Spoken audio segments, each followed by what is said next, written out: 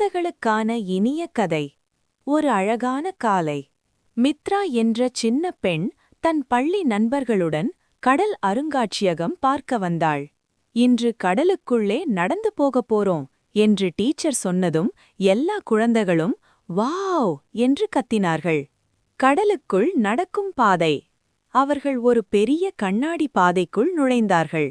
அது ரயில் நிலைய பாதை மாதிரி நீளமாக இருந்தது. காலடியில் மெதுவாக நகரும் தரை, சுற்றிலும் கண்ணாடி. அதற்கு அப்பால் நீல நிற கடல். மித்ரா கண்களை விரித்து பார்த்தாள். மீன்கள் எல்லா பக்கமும். அம்மா, மீன்கள் நம்ம பக்கமே வருது என்று மித்ரா சந்தோஷமா சொன்னாள். சின்ன சின்ன மீன்கள் குழுவாக நீந்தின. சில மீன்கள் கண்ணாடிக்கு நெருக்கமா வந்து மித்ராவை பார்த்து சிரிச்ச மாதிரி இருந்தது. பெரிய கடல் நண்பர்கள்.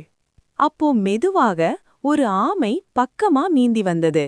அதுக்கு பின்னால ஒரு பெரிய ரே மீன் பறக்கிற மாதிரி நீந்தியது. எல்லா குழந்தைகளும் வாயை திறந்து பார்த்தார்கள். கடல் ஒரு பெரிய வீடு போல இருக்கு என்று மித்ரா மெதுவா சொன்னாள். கடலின் பாடம். டீச்சர் சொன்னார், இந்த மீன்களெல்லாம் கடல்தான் வீடு. அதை சுத்தமாக வைத்தால் அவைகளும் சந்தோஷமா வாழும். மித்ரா தலையசைத்தாள். பை பை கடல். கண்ணாடி பாதை முடிவுக்கு வந்தது. வெளியே போகும்போது மித்ரா கையை அசைத்து சொன்னாள், பை பை மீன்களே, நாங்க கடலை காப்பாத்துவோம்.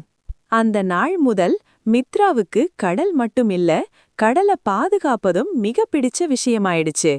கதை சொல்லும் கருத்து. கடல் அழகானது, அதை பாதுகாப்பது நம்ம கடமை.